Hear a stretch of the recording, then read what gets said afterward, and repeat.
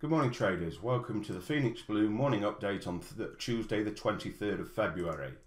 Focus today on the British pound. Over the weekend we had the announcement of the election for the in-out EU election, commonly known as the Brexit, and we'll also be looking at a speech by the Swiss National Bank Chairman, Mr. Jordan. As always, any questions, comments, or if you want to talk to us in more detail, just drop us an email at info@phoenixblue.co.uk. Okay, so straight over to the news, and as we said yesterday, there aren't a great deal of news and announcements this week. At 9 o'clock this morning we open with the German IFO business climate numbers, but then at 10 o'clock something more significant. The Bank of England inflation report hearings. This is where Mark Carney, the Bank of England chairman, will be sitting in front of the Finance Select Committee in the House of Commons, and basically will be questioned on the contents of that recently released report. At 11:15, even more significant, we have the chairman of the Swiss National Bank, Mr. Jordan, speaking. Mr. Jordan is synonymous with something that happened almost exactly a year ago. There was a peg between the euro and the Swiss franc, set at an exchange rate of 1.2. Unexpectedly, the Swiss National Bank removed that cap and the market dropped like a stone. If you look back at the euro CHF pair around this time last year, you can't miss it. Okay, so the reason that we're interested in this is currently it's that same issue. The Swiss National, or the Swiss's most important trading partner is the Eurozone countries. They have had a lot of inflows of capital over the last weeks and months due to risk-off scenario and the Swiss franc being a safe haven.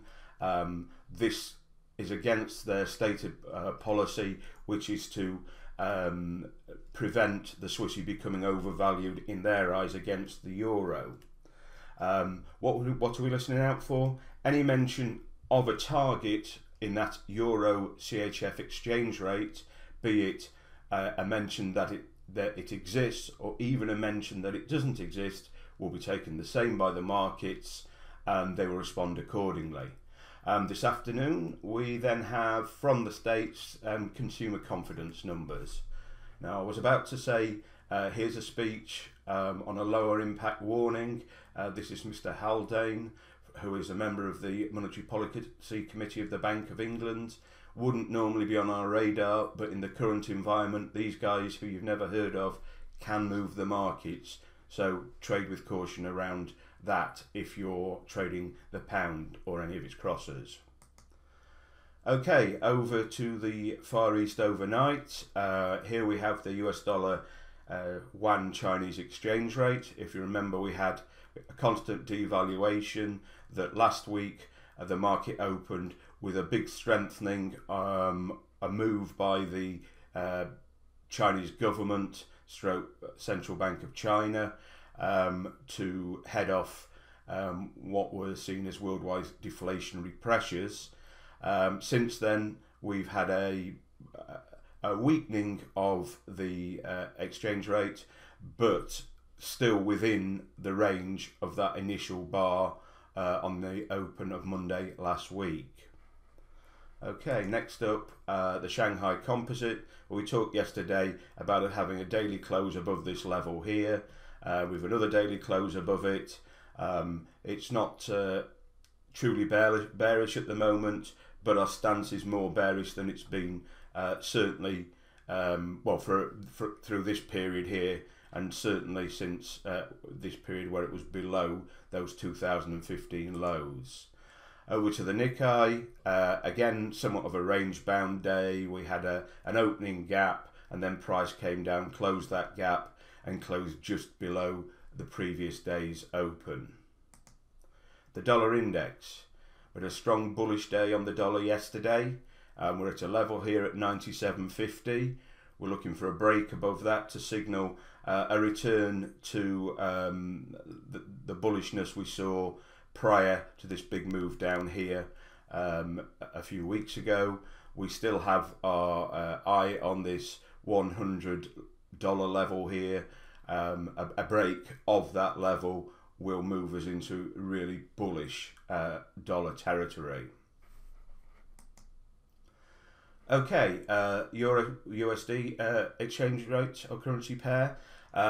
Yesterday we talked about a trade being a close below here and a pullback to this horizontal level here. As you can see from this chart, which is from my account, I missed that.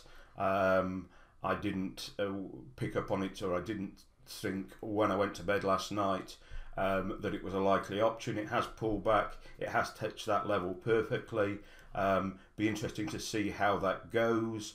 Our first target would be this second level down here, and only once that level's broken will our view be truly bearish on the euro on the longer term. Over to the pound, a big one yesterday, a huge down day that I read in the press they claimed was the biggest single loss in this market or negative move in this market for 7 years. I must admit I've had a quick look through and I'm not inclined to agree with that, but still a big move, undoubtedly due to the announcement of the euro in-out election on the 23rd of June, commonly known as the Brexit. Our bias on this market, or we will only take trades short this market until after the election itself. We don't see any long-term positive move on the exchange, on the currency pair in the intervening period.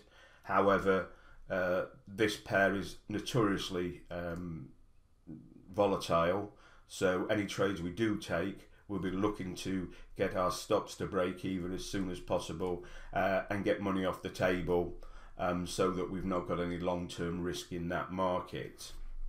I'm sure we'll be talking about this particular currency over the next few months over and over again. Okay, over to the New Zealand US dollar currency pair, the Kiwi. We talked about this briefly yesterday, I think. We have an entry on these highs here. First target at this blue line here, second target at this second area here. We do have a level of support and resistance that's significant through here, but by that point we'll be at our T1 profits at this trend line here. We'll have money in the bank, stop loss at break even, no risk in the trade, so we will be targeting the lower level irrespective of that, in the comfort that we've nothing to lose. Okay, the other US dollar exchange rate. Now this zone here at the top is the zone we're interested in. Our bias is short this currency pair.